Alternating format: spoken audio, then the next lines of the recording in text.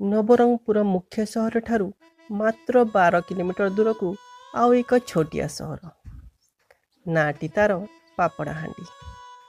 ଅତୀତର ଏ ଛୋଟିଆ ଗାଁ ଓ ବର୍ତ୍ତମାନର ଏ ସହର ମଧ୍ୟରେ ଆକାଶ ପାତାଳର ଫରକ ବୋଲି ମନେ ହୁଏ। ରଙ୍ଗ ବେରଙ୍ଗର ଆକାଶକୁ ହାତ ଲମ୍ବଉଥିବା କୋଠାଘର, ଯାନବାହନ, ପାର୍କ ଆଉ ଐଶ ଜୀବନ।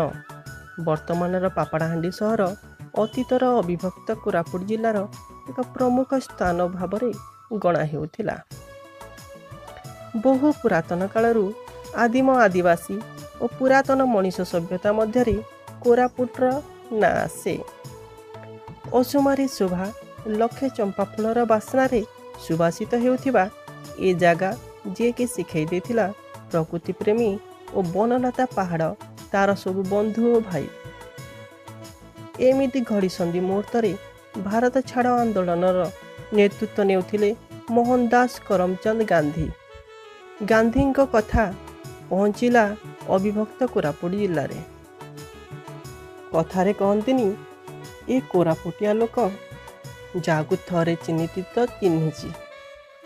ଚାରିଆଡ଼େ କେବଳ ଗୋଟିଏ ଧ୍ୱନି ଯେ ଇଂରେଜ ତମେ ଆଉ ଆମ ମାଟି ଛାଡ଼ି ଚାଲିଯାଅ। ଏମିତି ପରିସ୍ଥିତିରେ କୋରାପୁଟ, ନବରଙ୍ଗପୁର ଓ ମାଲକାନଗିରିରେ ଆଦିବାସୀ ମେଳି ଜନସମାଜ ଜୋରସୋରରେ ଚାଲିଥାଏ। ଲକ୍ଷ୍ମଣ ନାୟକ ମାଲକାନଗିରି ଅଞ୍ଚଳକୁ ସମ୍ଭାଳୁଥିବା ବେଳେ ବମ୍ବେ ଠାରୁ ହରେକୃଷ୍ଣ ମହତାବ, ରାଧାକୃଷ୍ଣ ବିଶ୍ୱାସ ରାୟ କଥା ପହଞ୍ଚେ ଜୟପୁର ଓ ନବରଙ୍ଗପୁର ଅଞ୍ଚଳରେ। ନବରଙ୍ଗପୁରର ବୀର ସନ୍ତାନମାନେ ସଦାଶିବ ତ୍ରିପାଠୀ, ମହମ୍ମଦ ବାଜି, ସୀମାଞ୍ଚଳ ବେହେରା, ସୋନୁ ମାଝୀ, ଆନ୍ନାଜୀ ରାଓ ଓ ଜଗନ୍ନାଥ ତ୍ରିପାଠୀ ଏମାନଙ୍କ ତତ୍ତ୍ୱାବଧାନରେ ଘନ ଘନ ବୈଠକ ଓ ବିଚାର ବିମର୍ଶ ଚାଲୁଥାଏ। ଏମିତି ପରିସ୍ଥିତିରେ ଇଂରେଜମାନଙ୍କୁ ନାକେଦମ କରିବାରେ ସକ୍ଷମ ହେଉଥାନ୍ତି କୋରାପୁଟ ଜନସମାଜର ଏହି ଆଦିବାସୀମାନେ। ତୁରୀ ନଦୀ କୂଳରେ ଇଂରେଜକୁ ବିରୋଧ କରିବାକୁ ଯାଇ ଏକତ୍ରିତ ହୋଇଥିଲେ ଶହ ଶହ ଲୋକ। କିଛି ଭାବିବା ଆଗରୁ ଇଂରେଜ ସରକାରଙ୍କ ଆଦେଶ କ୍ରମେ ଆଖିବୁଜା ଗୁଳି ଚାଳନା କରାଯାଏ। ଏ ନିରୀହ ଜନସମାଜ ଉପରେ ଗୁଳିକାଣ୍ଡରେ ଶହୀଦ ହୁଅନ୍ତି 19 ଜଣ। 300ରୁ ଅଧିକ ଲୋକ ହୁଅନ୍ତି କ୍ଷତ ବିକ୍ଷତ। ଶହ ଶହ ଲୋକ ଡେଇଁ ପଡ଼ନ୍ତି ନଦୀ ଉପରକୁ। କିଛି ସମୟ ମୁହୂର୍ତ୍ତରେ ସାରା ନଦୀଟି ପାଲଟି ଯାଏ ପୁରା ଲାଲ ରଙ୍ଗ। କେହି କେହି ତ କହନ୍ତି ଜାଲିଆନାବାଗ ହତ୍ୟାକାଣ୍ଡ ପରେ ଇଂରେଜମାନଙ୍କର ସବୁଠାରୁ ବଡ଼ ହତ୍ୟାକାଣ୍ଡ ଭିତରେ ଆସେ ଏଇ ପାପଡ଼ାହାଣ୍ଡିର ହତ୍ୟାକାଣ୍ଡ, ଯାହା 1942 ମସିହା ଅଗଷ୍ଟ 24ରେ ଘଟିଥିବା ଏହି ଘଟଣାକୁ ଦ୍ୱିତୀୟ ବଡ଼ ହତ୍ୟାକାଣ୍ଡ ବୋଲି କୁହାଯାଏ। ବର୍ତ୍ତମାନ ପାପଡ଼ାହାଣ୍ଡି କହିଲେ ସେ ହତ୍ୟାକାଣ୍ଡର ମୁଖ ସାକ୍ଷୀ ପାଲଟିଥିବା ତୁରୀ ନଦୀରେ ତିଆରି ହୋଇଛି ଏକ ଶହୀଦ ସ୍ତମ୍ଭ। ଏହି ମାଟିର କଥାରେ କବିଙ୍କ ମୁହଁରୁ ଏକ ଛୋଟିଆ କବିତାଟି ହେଲା ମୋ ମାଟି। ମୋ ମାଟିର କଥା ଲାଗୁଥାଏ ସତେ କେତେ ଯେ ମିଠା।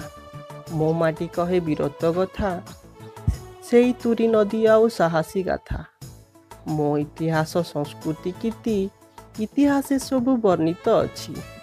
ମୋ ସୌନ୍ଦର୍ଯ୍ୟ ପର୍ଯ୍ୟଟନ ଆଉ ବାଣିଜ୍ୟ ଛବି ଅନେକ ବହିରେ ରହିଛି ଛପି। ଯାହା ଜାଣିଛି ଏ ଛୋଟିଆ କବି ଶବ୍ଦ ସମ୍ଭାରେ ଦେଇଛି କହି।